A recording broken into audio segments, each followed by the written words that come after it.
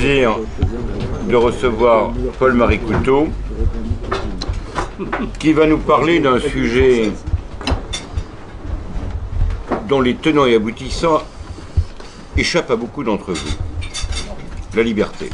La liberté des anciens et des modernes. Alors on peut avoir des étiquettes, mais l'esprit ambiant déforme bien souvent les grilles d'analyse. Pour les anciens, la liberté, c'est la possibilité qu'a l'homme de se réaliser. Et l'homme antique ou médiéval, ce qu'il recherchait dans la vie, c'est l'harmonie et une quête métaphysique. Pour l'homme moderne, et déjà on le voit à la Renaissance avec un de nos bons auteurs qui était encore chrétien, je réfléchis selon mes fantaisies miennes. Donc on voit, il y a une dichotomie entre l'être et sa foi. Pour l'homme antique, qu'il soit, et après ça va être adopté, assumé par le christianisme, toute la pensée aristotélicienne, l'intelligence voit le bien, est fascinée et veut le réaliser. En langage néo-thomiste, on dira qu'on agit librement grâce à la prémotion physique. Donc c'est l'aide, l'adjuvant, en langage théologique, on dirait de la grâce. Pour l'homme moderne, la liberté, c'est une abstraction, c'est la possibilité de faire tout et n'importe quoi. On a limité la liberté à la libertas coactionner, la liberté de toute contrainte. Or, Épictète, le grand stoïcien, un jour il se trouve vendu au marché aux esclaves et on se moque de lui. Et il dit, moi, dans mes chaînes, je suis libre. Pie IX, quelques siècles plus tard, dira que la liberté moderne est un délire. Nietzsche dira que c'est une passion d'esclave. Et tout cela est applicable à de nombreux domaines. À l'esthétique, à la politique, à la religion. Le classique dira, devant une œuvre d'art, cela est beau, il reconnaît un transcendantal. Le moderne dira, cela me plaît, ça me chatouille le dos, c'est formidable. Donc l'impossibilité même d'échanger, un véritable dialogue. Donc c'est très important de se réapproprier ce qu'est la liberté. Et je vais vous donner la parole. Et après la conférence, il n'y a que 4 livres, donc vous pouvez venir... Les fonds de tiroir. Voilà. Allez-y, Bon. Charlie. Écoutez, je me lève, je ne sais pas si c'est la tradition, mais je vous vois mieux et je me suis plus à l'aise. Merci frère Thierry de m'avoir convié quand vous m'avez... Et puis de réunir beaucoup de monde. Moi j'ai habité au 8 rue du Vieux-Colombier pendant de longues années. Et j'ai pas toujours vu autant de monde au parloir. Donc vous réussissez quelque chose là, frère Thierry. Je vous ai dit quand vous m'avez demandé de quoi voulez-vous parler,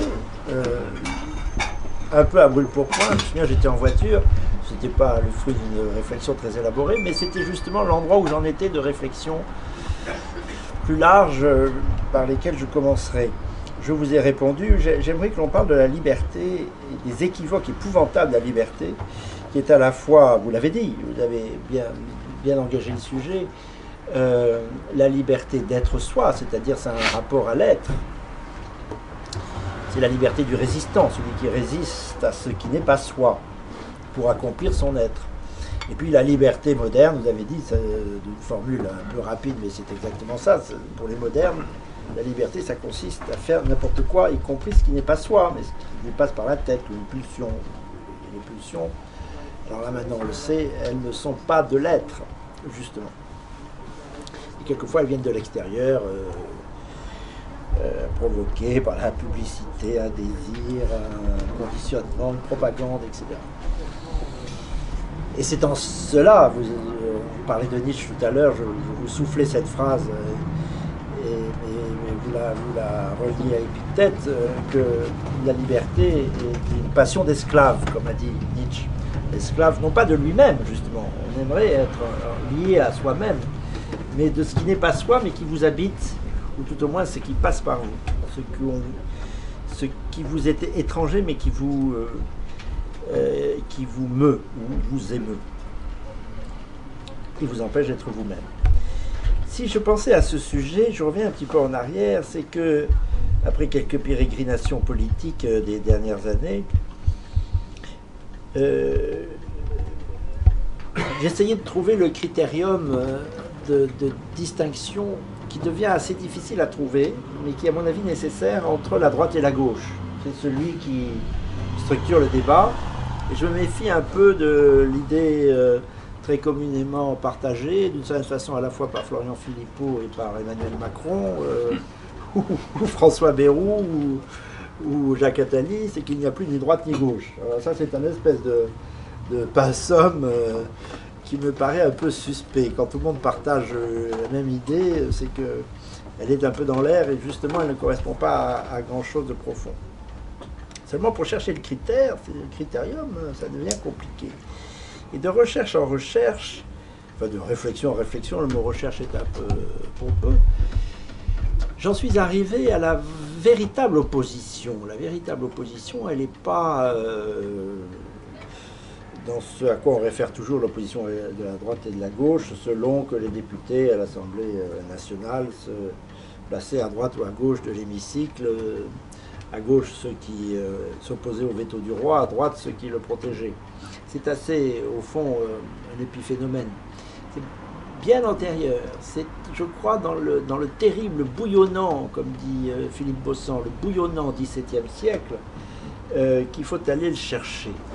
Et dans ce qui a été catalysé et très formulé, dans des débats qui sont extraordinairement précis, et qu'on a appelé la querelle des anciens et des modernes. Pour ceux qui s'intéressent à ces épisodes, je conseille les ouvrages, il y en a deux importants, pour tous les deux ce titre d'ailleurs, la querelle des anciens et des modernes, assez relié à la crise de conscience européenne de Paul Hazard. Il y a eu un basculement. Hein, en deux tomes. Oui, magnifique livre aussi. Il y a eu un basculement qui finalement ne date pas de la Révolution, mais dont la Révolution est la conséquence, une des conséquences, la Révolution française et la Révolution américaine en fait, à la fin du XVIIe. Et je trouve extrêmement nourrissant ces débats entre les anciens et les modernes, parce que ce basculement-là, pour moi, il accuse beaucoup le monde moderne, mais il lui donne un fondement. Enfin, le modernisme, en tous les cas, il lui donne un fondement. On voit bien que des oppositions, alors là, cette fois, très sérieuses, et je crois que ça peut servir de critérium entre la droite et la gauche, en sachant qu'une partie de ce qui passe pour la droite est d'un modernisme fou, enfin, autant que ce qui passe pour la gauche, d'ailleurs. Et que nous sommes très minoritaires si nous sommes les héritiers des anciens. Mais bon, c'est pas grave d'être minoritaire, au contraire. Pour l'instant, du moins. Il y a des débats à la fin du XVIIe siècle. Alors, le début, ça se passait à l'Académie française, non loin d'ici. Le grand détonateur, tout le monde le sait, 1785, le fameux discours de Charles Perrault. Le fameux Perrault, des Comtes de Perrault, qui prononce un discours très étonnant. Je l'ai relu parce que nous publions dans le prochain numéro, pardon, cette publicité gratuite des Cahiers de l'Indépendance qui vont enfin apparaître dans quelques jours. Perrault dit au fond, mes chers confrères de l'Académie, on fait fausse route parce que nous nous référons toujours au monde ancien. C'est pas simplement les âges chrétiens, c'est même les âges pré-chrétiens, mais les âges pré-chrétiens, vous l'avez dit, convergent vers l'âge chrétien, le prépare. Il y a bien entendu la révélation, mais il y a aussi l'humus qui permet la révélation, ou à la révélation d'être acceptée. C'est principalement le monde grec, en effet, Aristote, je dirais aussi Platon, mais il n'y a pas d'opposition entre Aristote et Platon, sur certains points oui, mais pas au fond.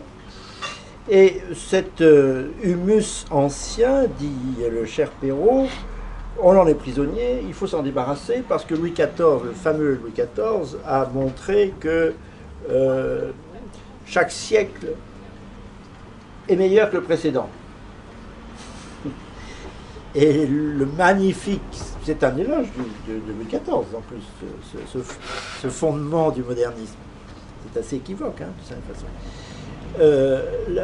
La magnificence du roi, du grand roi, prouve que l'humanité marche pas à pas vers une sorte de rédemption sur cette terre, qui n'a plus rien à voir avec la grâce, mais qui a à voir avec leur volonté, leur volontarisme, ce que vous disiez tout à l'heure, leur travail, leur pensée, et l'idée que demain sera toujours meilleur qu'hier. Vous savez, ce critérium qui au fond peut se résumer sur le regard que nous portons sur le temps, c'est très important en politique. Selon que le temps soit linéaire, comme le pensent les modernes, c'est-à-dire que derrière, c'est l'obscurité à laquelle nous tournons le dos, et devant, l'avenir radieux. Il y a déjà dans le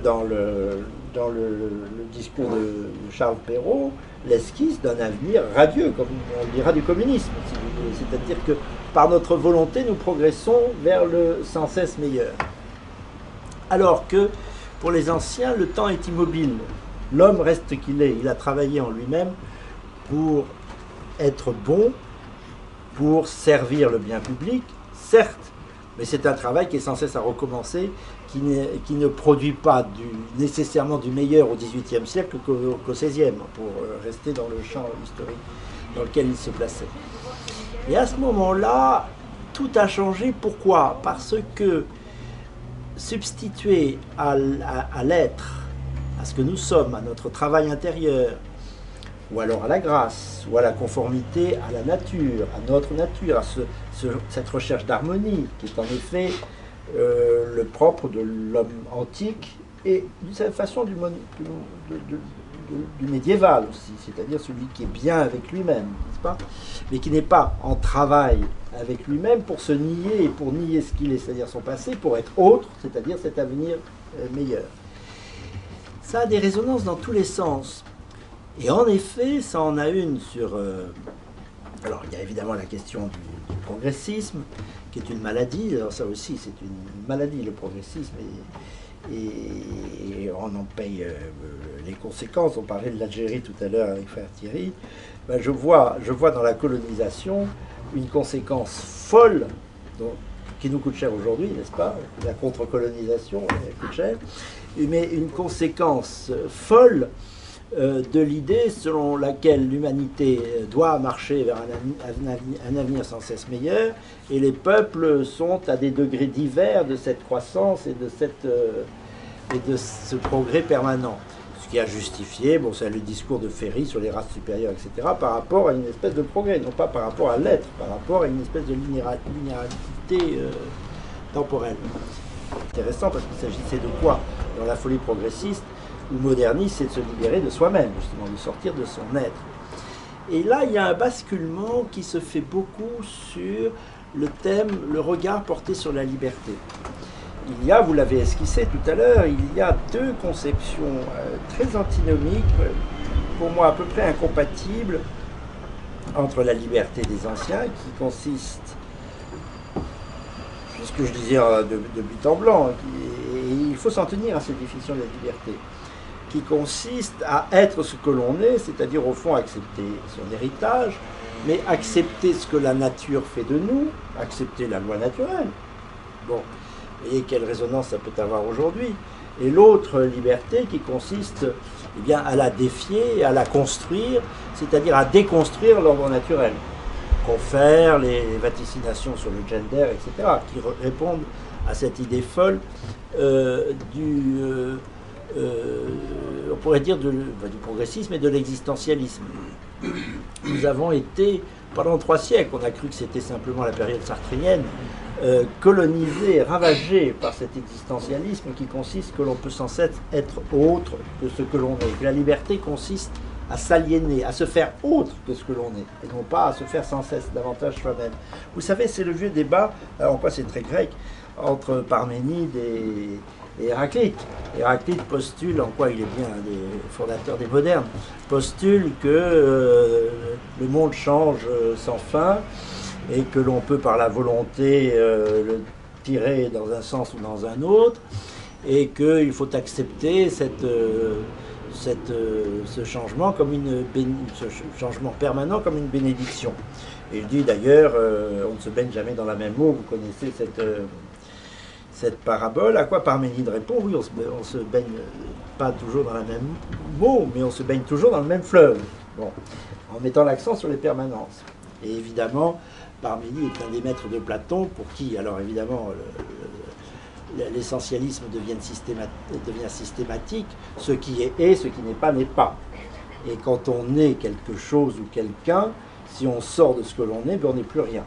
C'est en quoi, je crois, la question de la liberté prend tout son éclairage.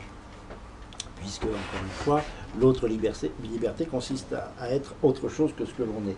C'est un écho de ce débat très grec entre Héraclite, Parménide, et puis Platon, cet essentialisme qui est aujourd'hui totalement, je crois, dont nous sommes les héritiers en fait, mais qui est très mal vu. Il faut sans cesse qu'une chose soit autre que ce qu'elle est, qu'un homme ne soit pas un homme, qu'une femme ne soit pas une femme, que si elle est une femme, c'est qu'elle l'est devenue, mais ça n'est pas son être, et d'ailleurs si c'est son être, on peut le modifier. D'ailleurs, on ne le fait pas simplement dans ce débat, on ne le voit pas nécessairement dans ce débat très actuel aujourd'hui. C'était les échos du débat très important d'ailleurs, sur le mariage homosexuel, bien sûr. Mais il y a d'autres épisodes très marquants. Il y en a un qui m'avait beaucoup marqué, je vais vous étonner, c'est l'épisode de la vache folle. Les modernes ont cru qu'un herbivore pouvait devenir carnivore parce que c'était moins cher de donner de la viande carnée. Bon, alors ben voilà, comme tout devient tout, et ben un herbivore peut devenir un carnivore. Et on enfreint la loi de la nature, c'est-à-dire le genre, l'herbivore, le carnivore. On franchit les barrières, on franchit l'être profond. Ça a donné les carnages que l'on a vus, l'holocauste je crois, de centaines de milliers d'animaux, qui peut-être en annonce d'autres, parce que voilà ce qui se passe quand on enfreint la loi de la nature. Et je pense que cette folie moderniste, cette folie de la liberté consistant à croire que l'on peut devenir ce que l'on veut, c'est-à-dire à instrumentaliser la volonté humaine à l'égal de la création, enfin de la nature, mais qu'est-ce que c'est que la nature? J'ai toujours envie de dire aux écologistes, vous invoquez le respect de la nature, mais la nature c'est la création. Revenez aux sources de l'inspiration et vos incantations permanentes à la nature, elles supposent un être, elles supposent une harmonie profonde du monde. Elle suppose une création qui a son ordre propre et donc un créateur.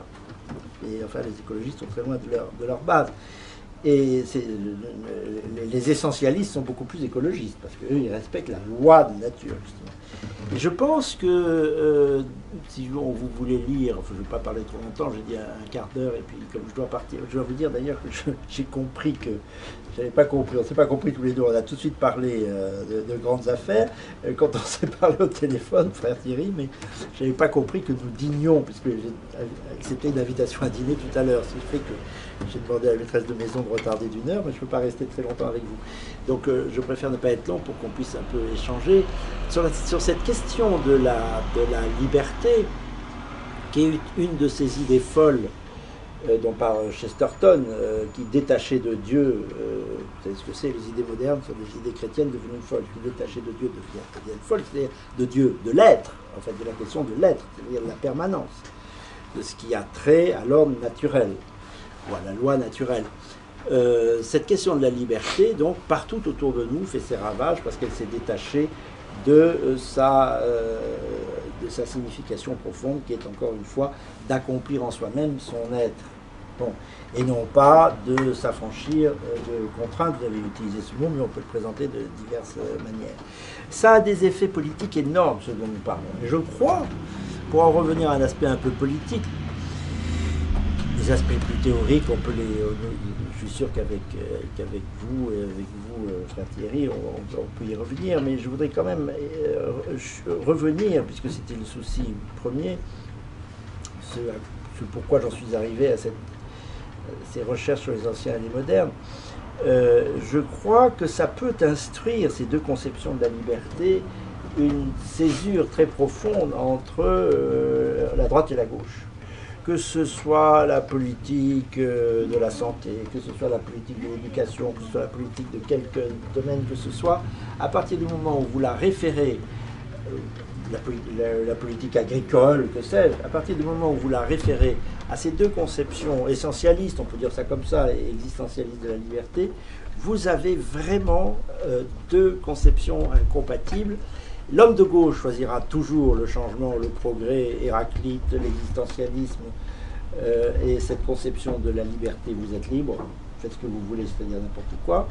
Et à quoi nous pouvons commencer à instruire une pensée proprement réactionnaire, en réaction vis-à-vis du triomphe moderniste, qui consiste à revenir à l'être, à la permanence, à la loi de nature, et ces lois de nature que l'homme de gauche, justement, n'existe pas. Et je me demande si, à partir de là, on ne peut pas fonder, j'allais dire une nouvelle droite, la formule a déjà été prise, mais enfin, on peut donner, n'est-ce pas, mais bon, on trouve autre chose, mais une opposition à ce monde qui soit suffisamment instruite, si vous voulez, suffisamment formée, formulable et compréhensible, pour instruire une pensée, je dirais, contre-révolutionnaire, dans la mesure où le modernisme a révolutionné le monde, mais non pas depuis 68, même pas depuis la République, même pas depuis la Révolution française, mais au fond depuis 3 siècles. Ce qui nous pèse, ce qui est sur nos épaules, c'est 3 siècles de déchaînement moderniste qui a commencé à l'Académie française, comme d'habitude tout se passe en France, parce que c'est l'ensemble de l'Europe qui a basculé dans un autre monde et qui a tourné le dos au monde ancien sous couvert de progressisme. Et c'est à nous de retrouver, sans avoir peur de ce terrorisme moderniste, à nous d'oser nous dire anciens. Mais en réalité, ce sont les modernes qui ont qualifié les autres d'anciens. Ils étaient simplement classiques. Mais n'ayons pas peur de nous dire classique et anti-moderne. Voilà une bonne dichotomie. Et je pense que c'est un couple d'opposition qui a son efficace en politique. On peut aussi aborder les aspects politiques de la chose si vous voulez. Merci beaucoup de votre attention. Je pense qu'il y a de nombreuses questions qui vont jaillir.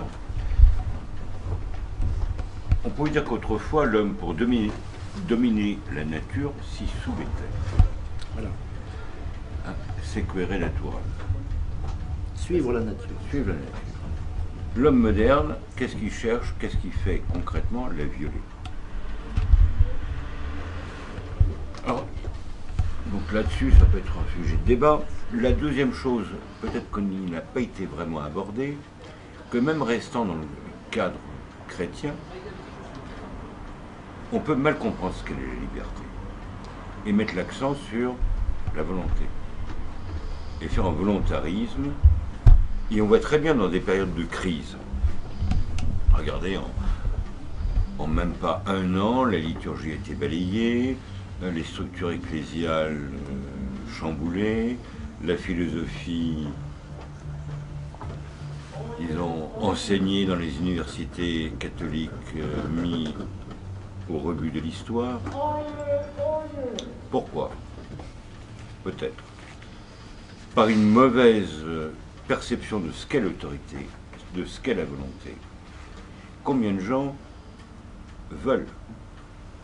Ils veulent peut-être le bien, mais ils le choisissent mal. Or, le grand problème de l'homme, c'est de bien choisir le bien. Très difficile. Et je pense qu'un des dangers, alors que j'ai prêché pendant des années les retraites de Saint-Ignace, c'est justement le volontarisme, qui a été mal compris. Voilà. Oui, le volontarisme qui est pas simplement qui n'a pas simplement une portée politique et une portée intérieure. Oui. Est-ce que nous avons le droit de vouloir intérieurement ou simplement de nous conformer? C'est ça. Selon, je pense, une pensée classique, il faut se conformer à ce que l'intelligence perçoit. Il me semble. Oui. Ou que l'intuition Est-ce que Oui. vous croyez... Alors, mais l'intelligence peut être L'intuition intuitive. est un élément de l'intelligence. Et bien sûr, la nature angélique, la connaissance angélique n'est qu'intuitive. Parce que ne réduisez pas l'intelligence, Non. c'est pas vous qui le Non, ferez non. à la rationalisation, hein. Non, C'est non, pas non. vous qui le ferez. Bien sûr que non. Oui. Elle peut prendre plusieurs formes. Et le danger, je pense, c'est le volontarisme. Et vous irez jusqu'à dire le volontarisme intérieur? Bien sûr. Oui. Vous voyez, le vrai chrétien est un homme libre. Et c'est pour ça que des fois j'ai pu choquer. Je disais que Nietzsche était un génie spirituel raté. Il aurait pu être un deuxième Saint Paul.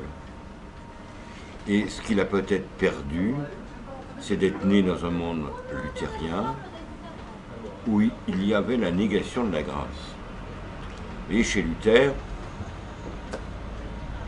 on est sauvé, mais on est en même temps pécheur. Donc Dieu est un grand impuissant qui est incapable de transformer l'homme. Donc il n'a même pas compris le sens du psaume 90, du Miserere. Et l'angoisse de Luther, il l'a résolue par sa problématique théologique. Et qui tombe, en fait, concrètement, et même sur le plan politique, dans le naturalisme. Et je pense que un des fléaux de la chrétienté latine a été le volontarisme. Et je pense qu'après la crise, qu'on aura un X grand pape, il y aura, je pense, toute une théologie à réécrire, même de l'obéissance. Du Beuya, Nietzsche, hein. Ouais. Du Beuya, de l'acceptation. Ouais. Je ne sais pas si vous êtes d'accord, frère, mais il y a aussi un truc qui est étonnant avec le volontarisme, c'est que demain, si on apprenait aux hommes que la Terre va exploser, va mourir, il y aurait deux sortes d'hommes. Il y aurait ceux qui, les vrais anciens, ils s'asseraient, ils se diraient, bah viens, ça arrive, et ils réfléchiraient pas à ce qui leur arrivait, et tandis que tous les hommes, les modernes, j'ai l'impression qu'ils seraient en train soit de prier pour que la fin du monde n'arrive pas et pour que leur mort ne soit pas là, ce qui est totalement anti-chrétien de faire ça, soit au contraire profiter de la vie avant qu'elle parte. Et je pense qu'il y a cette belle différenciation. Et que la majorité des chrétiens sont plus chrétiens parce qu'ils prieraient pour ne pas mourir le lendemain. Oui. Vous voyez à quel... Mais la plupart des chrétiens d'aujourd'hui ne le sont plus. Ancien, Il y avait un vieux sage, tremblement de terre, il s'embarque, et les gens sont malheureux parce qu'ils n'ont pas pu prendre leur richesse. Et le vieux sage dit Omnia mecum porto, il n'avait plus rien. Je porte tout avec moi. Qui a dit ça? Un vieux sage. C'est Bias. C'est rapporté par Diogène de Laërce. C'est Bias de Brienne. Oui.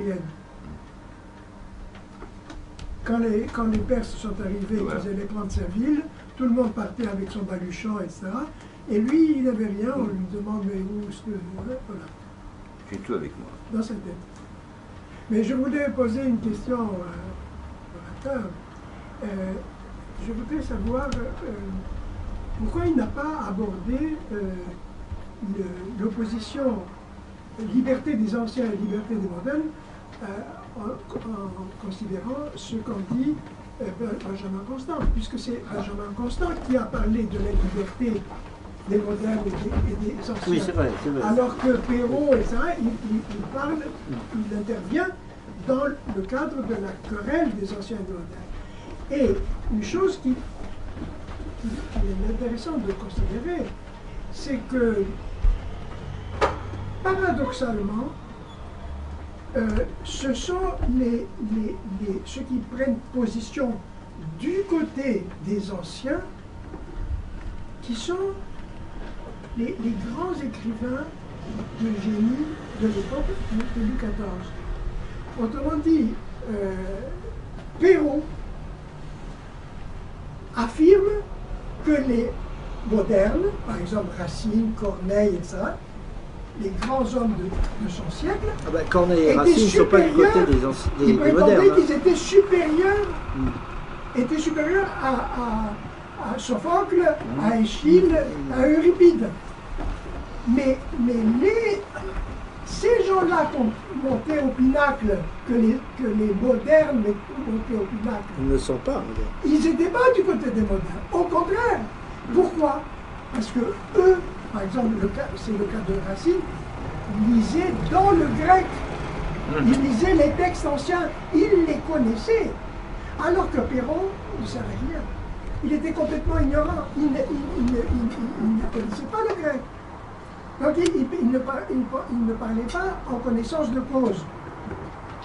Et moi, je pense que la question se pose dans les mêmes termes aujourd'hui. Ceux qui se prétendent modernes, c'est finalement ceux qui ne savent pas de quoi ils parlent. L'ignorance. Hein, voilà. Et de plus, ils nous enfoncent dans cette dire que les modernes sont meilleurs que les anciens, c'est souvent un prétexte pour... Cacher l'ignorance. Voilà. Et qui la provoque en même temps. Voilà. Oui, c'est des formes d'obscurantisme. Mais c'est bien de dire que le modernisme est un obscurantisme. D'ailleurs, ces avatars politiques ont sombré dans l'obscurantisme, c'est-à-dire la négation de la pensée, de la tradition, donc de la pensée.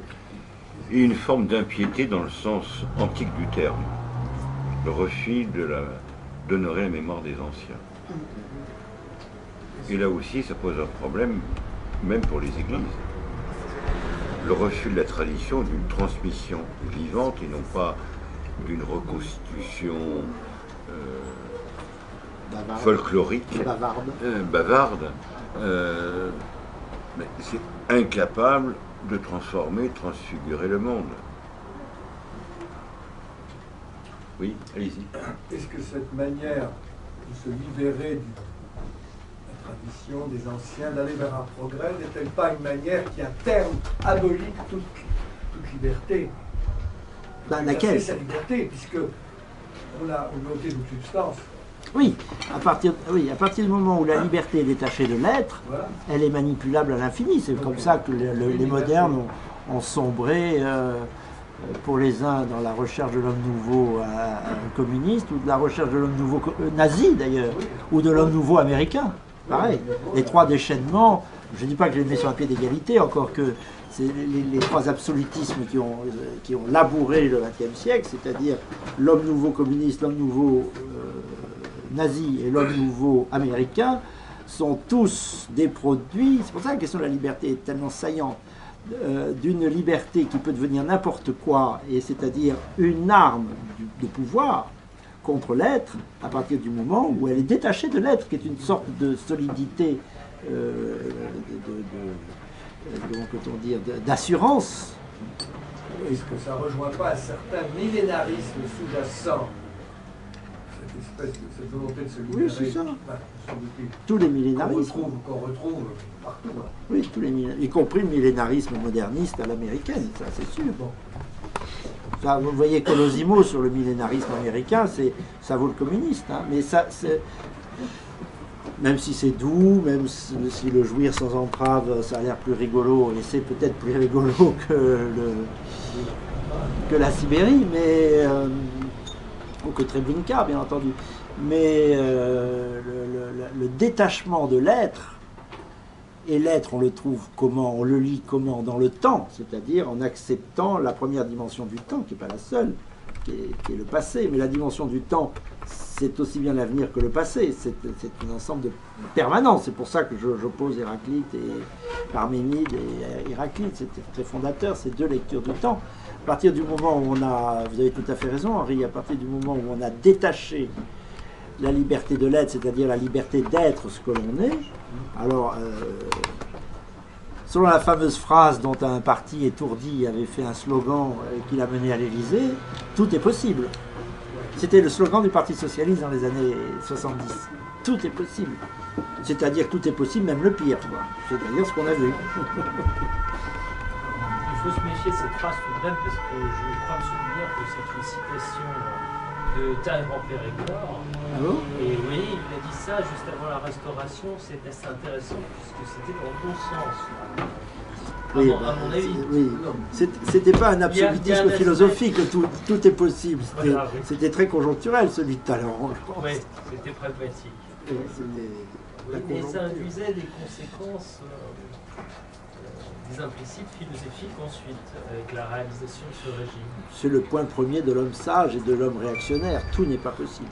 C'est très simple, hein. On va pas chercher midi à 14 heures.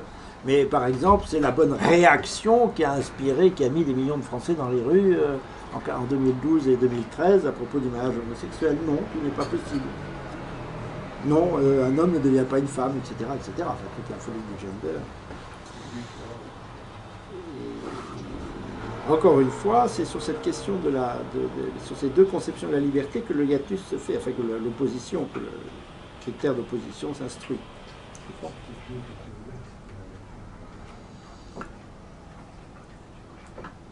Vous parlez de la nature, Henri, oui. Non, je parlais de Oui.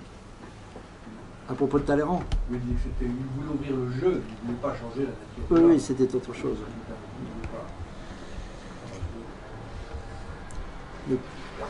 N'entreprenons pas de corrompre la nature des choses. C'est une phrase que j'ai retrouvée souvent dans les confidences qu'un ami du frère fait à son aide de camp Claude Guy.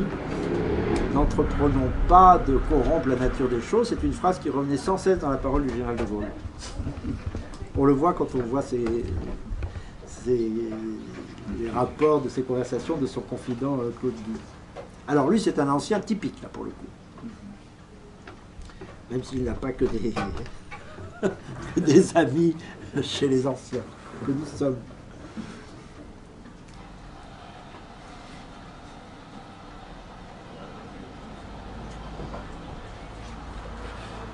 Je pense que le grand problème du monde moderne, c'est d'avoir déconnecté la liberté de la vérité. Alors, je voulais dire ça tout à l'heure. Hein? Alors, je pense que c'est un problème qu'il faudra réaborder. Et on peut penser à certains textes ambigus, entre autres de Dignitatis Humanae. Dignitatis Humanae. C'est pas une encyclique, c'est un texte conciliaire qui proclame. Alors, il y a différentes visions. Au 19e, on l'a condamné. Aujourd'hui, on en fait l'éloge. Alors, Foula va essayer de concilier les deux points de vue en montrant que l'Église a été toujours contre l'ordre bourgeois. Bon, a été toujours contre l'ordre bourgeois. Bon, c'est un peu simplificateur. Mais je pense que l'homme moderne a perdu la notion de ce que peut être une vérité. Il vit dans la caverne, ça c'est sûr. Il craint la lucidité. Il craint la lumière. Il craint le fait de se dire que le lendemain ne sera pas forcément mieux. Tous les jours, il veut se dire oui, je vivrai mieux demain. Le monde sera beau. Tout va être très bien, je vais être plus libre, alors qu'il sait très bien que s'il tombe dans la dépression, il saura très bien que le lendemain sera jamais Ce qui est intéressant, c'est que pour la première fois depuis peut-être 3 siècles, les nouvelles générations ne sont pas assurées. Là, pour le coup, les ombres tombent, que demain sera meilleur qu'hier. Oui, mais ils espèrent. C'est la première fois depuis 3 siècles. Ils espèrent. C'est la première fois depuis Louis XIV. Ils ont une espérance. Et c'est comme ce qui détruit l'espérance. Ce qui est le plus destructeur pour l'humain. Ils ont une désespérance. Je crois qu'ils se rendent. Hein? Non, je ne crois pas qu'ils ont une espérance. Je crois que là, on est en train d'assister à un basculement. Je crois que pour le commun des mortels, l'avenir n'est pas nécessairement meilleur. Et je vous dis, c'est très neuf dans la récente histoire occidentale. C'est parce que c'est la grande tentation de terminer l'histoire. Une sorte d'âge d'or où tout le monde se idyllique, mais il n'y aura plus d'histoire. Le soleil ne se lèvera plus demain. D'ici là, c'est la grande tentation. L'histoire va se terminer, et puis d'ici là, on fait n'importe quoi. Le soleil ne se lèvera plus demain. On vit que des souvenirs. La tentation fin de siècle. Henri, vous croyez que ça a des échos politiques, ce que nous disons? Est-ce que vous croyez que cette dichotomie ancien-moderne, instruite sur le sujet de la nature, sur le sujet de la liberté, par exemple, elle est fondatrice ou refondatrice? Elle a une efficacité politique. En somme, est-ce qu'elle peut refonder la droite, quoi? Voilà. Pour tailler à travers champ. Non? On croit que demain, on peut refonder. Ouais. On peut refonder si on croit que demain, on reprendra. On ne peut pas refonder si on croit que demain, on ne pourra plus refonder. Ça, c'est Il sûr. faut un progressisme de la refondation, pas un progressisme qu'on a connu depuis 3 siècles. C'est une impasse, tout le monde le sait. Une impasse, sans doute. Donc, c'est pas un progressisme volontaire de refonder. C'est comme ça de dire. C'est pas facile.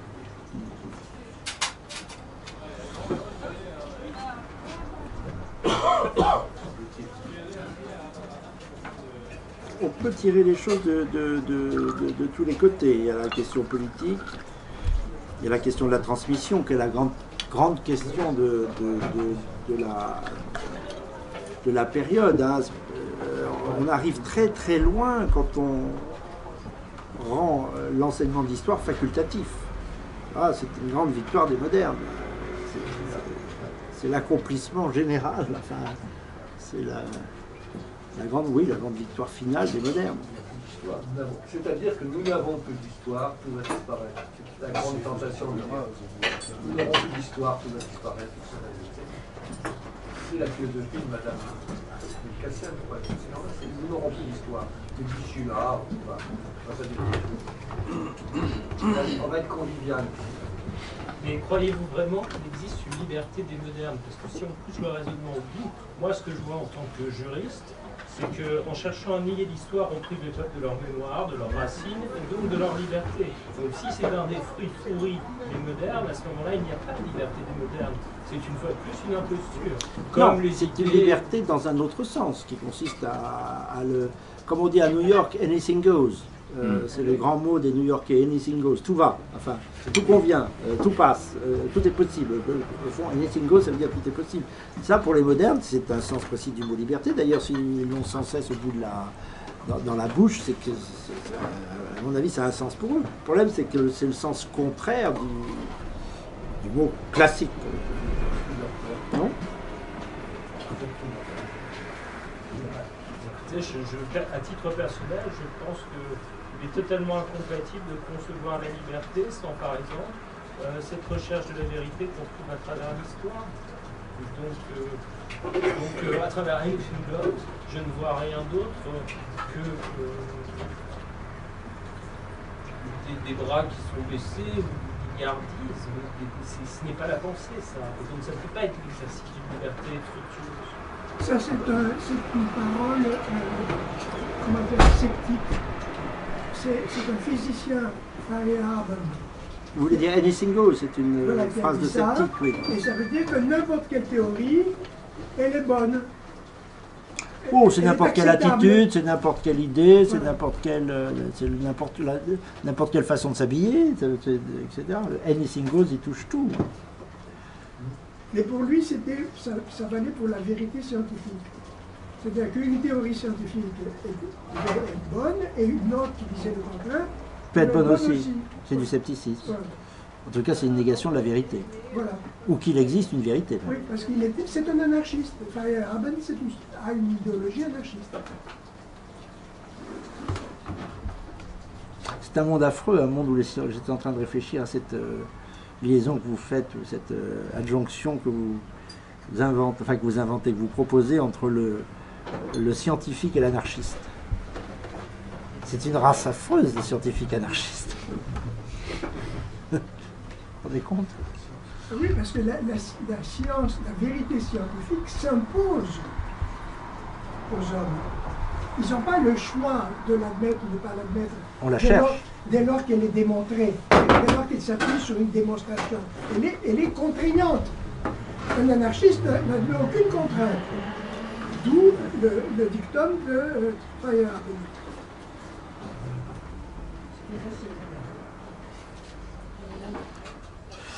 D'ailleurs, on peut appeler les modernes les anarchistes, d'une certaine façon, c'est leur accomplissement ultime, c'est sûr.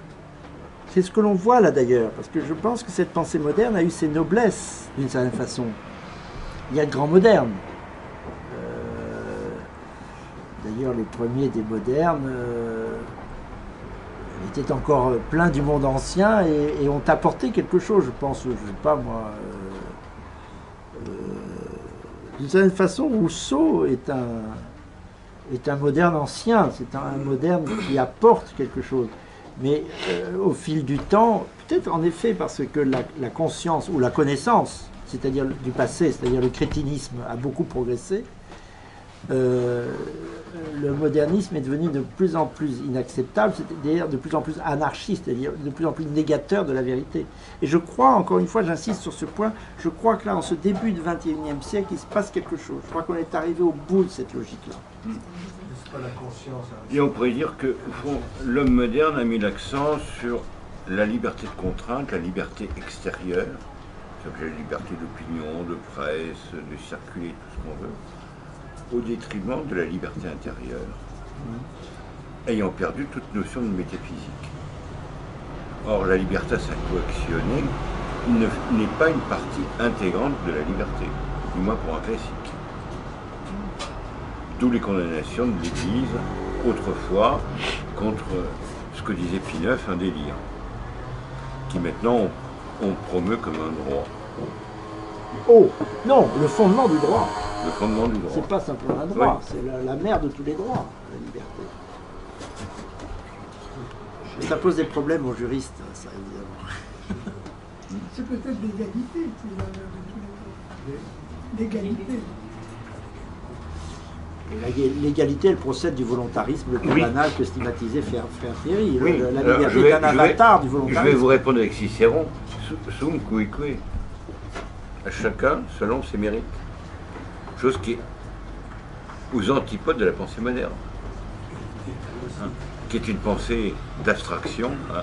Si on prend notre devise liberté, égalité, fraternité, on voit que ce sont des mots interchangeables qui ne sont pas colorés par un pays. Ce sont des machines de guerre pour détruire l'ordre ancien. Et comme dirait Balzac, qui est un excellent historien du XIXe siècle, ce sont des slogans pour les ambitions nouvelles. Balzac est un ancien, pour le coup. Oui, Ça, on voilà peut ce le que je récupérer. dis. Oui, Oui, oui. C'est bien que Et ce qu'il y a de beau, Balzac tombe. et ce qui peut C'est pour ça que donner je n'ai pas cité Constant, parce qu'il espérance, est assez ambigu dans notre grille à nous. Enfin, dans la grille que Balzac je propose. est Très devenu, escamoté. au départ, il était bonapartiste. Il est devenu légitimiste quand les princes légitimes n'étaient plus sur le trône. C'est pas par intérêt. Et on pourrait dire que la supériorité, mais c'est pas un cours de littérature qu'on va faire ce soir, de Balzac sur beaucoup d'auteurs dits réactionnaires de l'époque, qui avaient au fond le culte des cimetières, du passé, mais d'un passé mort. Balzac, c'est le Vous pensez à qui? un certain Néblillon, passons. C'est le culte de l'énergie. On pourrait faire presque un parallèle avec Dostoïevski. Qui a beaucoup lu Balzac. Oui, qui a Qui tout s'est lu. nourri de Balzac. Oui. Et Balzac, au début de la comédie. Dostoïevski, un autre ancien. Alors, là, Voilà, on dit, hein. bien sûr. Mais qui aussi a commencé tout à fait démocrate, décembriste et tout ce que vous voulez. Il a eu la chance qu'un tsar l'envoie au goulag, enfin en prison, pour réfléchir un peu. Il peut y avoir des anciens démocrates, je pense. Comment? Il peut y avoir des anciens qui sont démocrates, je pense. C'est pas Pas en incompatible. France, je pense pas. Peut-être. La démocratie est compatible. Alors, c'est une question, alors là c'est un versant politique intéressant, ça dépend ce que vous entendez par démocrate. Toujours, vous savez, la politique c'est très difficile, la philosophie aussi, parce qu'on n'est jamais d'accord, on peut parler pendant toutes des soirées et des nuits et on s'en prive pas. Et comme on n'est pas d'accord sur le sens des mots, on parle un peu en l'air. Comme la République romaine ou comme la démocratie. Non, la démocratie qui suppose un démo, c'est-à-dire une vérité, une permanence, une constante, ça c'est autre chose. Mais on peut dire que démocratos, les rois procédaient du pouvoir du peuple. Voilà. Il y a aussi une ambiguïté folle dans nos démocraties. C'est à la fois la contestation au nom de moi-je, sens contemporain, et puis il y a l'invocation d'un pouvoir qui soit celui du peuple, mais du peuple, non pas la masse des vivants, mais la permanence d'un peuple, qui comprend les enfants à venir, toutes les dimensions du temps, et les morts. Il y a ça aussi dans Démocrate. Vous savez, ça, ce problème. C'est de ceux qui sont passés, ceux qui sont et ceux qui viennent. Oui. C'est comme la liberté, ça a beaucoup de sens. Les grands mots de la politique ont des sens. C'est pour ça qu'il me dit la conversation politique est toujours faussée d'une certaine façon, ça n'empêche pas de parler. Mais les grands mots politiques, ils ont des sens affreusement différents selon les acceptions des uns et des autres. La République, par exemple, est-ce que c'est la République de... Je ne sais pas, la République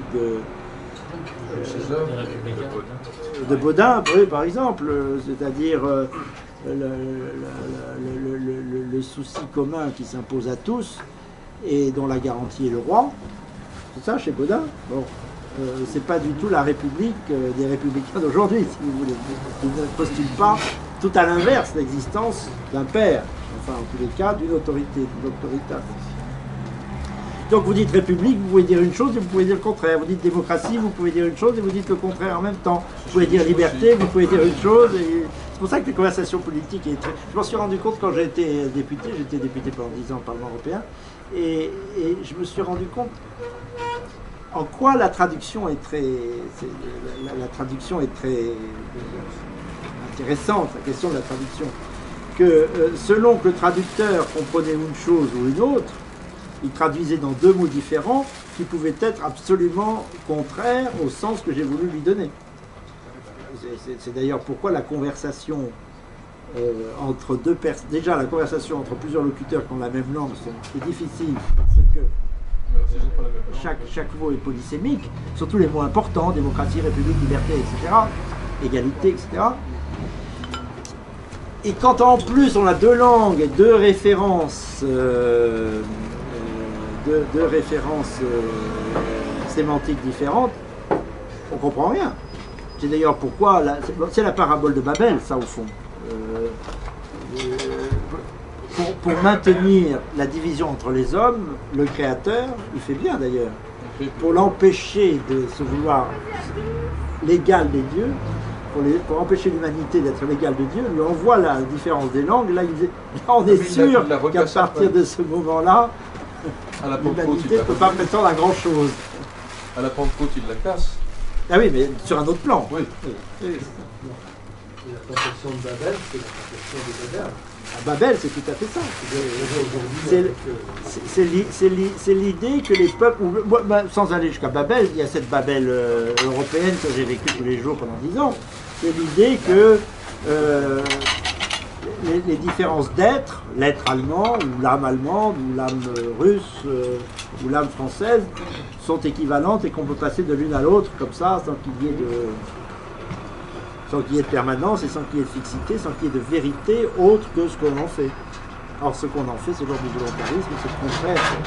Enfin, on dit toujours la même chose, mais ce que l'on vient de dire est très accusatoire aussi pour des entreprises babéliques ou babéliennes, comme le mondialisme ou l'européisme. Ne serait-ce que sous le regard de cette question hautement métaphysique, qui est la question de la langue. C'est une incarnation. Une incarnation. Oui. Je ne sais pas si on peut arriver à restaurer au début du... Peut-être qu'on doit pouvoir prendre notre revanche contre Perrault, mon Dieu, 330 ans plus tard. Je ne sais pas si on peut réinstaurer dans le débat public cette opposition entre ancien et moderne comme étant certainement plus opérante que toutes les oppositions, là aussi qui ne veulent rien dire, entre les libéraux et les pas libéraux, etc. On vasouille dans toutes les conceptions possibles du mot libéralisme, qui ne veut rien dire. Entre permanence et non-permanence. Entre permanence et contingence. Contingence. Permanence qui est permanence. Oui. Qui va plus loin que nous. Alors là, c'est même pas un débat de 3 siècles. Entre pragmatisme et utopie également. C'est pas pragmatisme, je dirais pas. À l'utopie, il faut opposer autre chose que le pragma.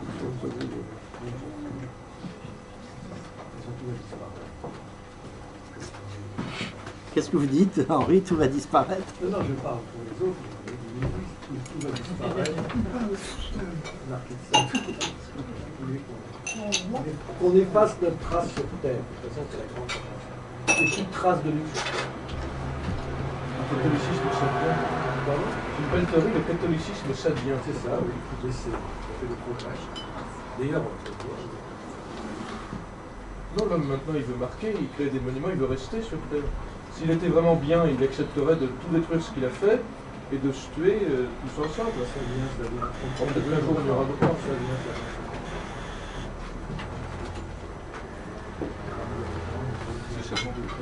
Les personnes ne répondent à ma question. Est-ce que vous croyez qu'il y a une... C'était ça l'origine de ma recherche. Est-ce qu'il y a une manière de recréer un débat public autour de cette opposition. Alors, comme dit Henri, c'est entre permanence et contingence, entre... peut-être est-ce aussi l'opposition entre la vérité et la réalité. Soyons platoniciens jusqu'au bout, alors. Hein? Le problème est là. C'est-à-dire, vous voyez, même dans le domaine juridique. Surtout ne pas confondre la vérité et la réalité. On est tombé le point dans de départ. Hein. Et au fond, jusque dans les années 50, l'Église avait lutté contre ce qu'on appelait le positivisme juridique. Donc, il n'y a rien au-dessus de la loi que l'émanation d'une supposée hypothétique volonté générale, et c'est les théories fumeuses de Rousseau, qui aujourd'hui pourrait politiquement remettre en cause le positivisme juridique. Grave problème. Ben, l'Église. Elle ne le fait plus. Oui. Elle le fait plus. Elle le fait plus. Hein. On va présenter comme modèle de convivialité un certain pays tout petit qui doit faire le béton du département français où il y a à peu près toutes les religions, toutes les ethnies. Alors qu'à 100 km de là, les monastères sont dans des enclaves de barbaresques préservées par quelques troupes de l'OTAN. Voilà où l'on en est. Donc je pense que on est appelé à un travail de réformation intellectuelle, comme disait Renan. Et tant qu'on ne sera pas revenu à une philosophie réaliste, mais on pourra bêler, je suis chrétien, je suis monarchiste, je suis ceci, cela. Et ce sont que des vêtements, mais l'essence de la pensée n'a pas été modifiée. Or, l'État, ou plutôt la forme d'un régime, dépend essentiellement de la couleur morale d'une nation. Une couleur morale. Oui, disons, la teneur morale ou la santé morale d'une nation. Hein, ça ne sert à rien. On voit très bien, et ce serait une leçon à tirer, les échecs des différentes restaurations. D'une part parce qu'elles étaient en compromis, ensuite elles n'ont pas su reprendre en main le pays. Elles n'ont pas su. Il est certain que depuis 3 siècles, on perd toutes les batailles, y compris les restaurations.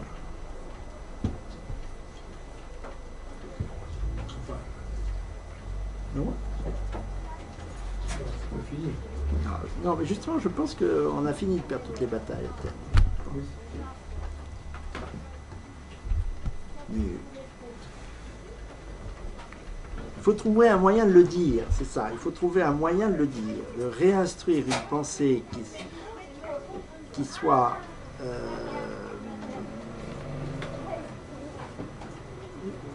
nourrie, on peut dire, de l'explosion de l'idée de progrès. Parce que vraiment, elle explose maintenant. Elle explose même gravement, enfin. Encore une fois, que le progrès devient une menace, et alors qu'il a été pendant 3 siècles, plus de 3 siècles, une promesse. Ça, oui. Comment? Il y a quelque temps, M. de Lacoste est venu parler de l'apocalypse du progrès, je ne sais pas si vous l'avez lu. Oui, qui c'est, M. de Lacoste? Oui. De même, là, dans quelque temps, sans doute, je vais publier un livre sur orthodoxie et modernité. Et tout à fait dans la pensée des penseurs slavophiles. Un livre de plus de 1000 pages. Voilà. Dont vous êtes l'auteur? Non, non, non, c'est en russe. Donc la traduction, je viens de la recevoir.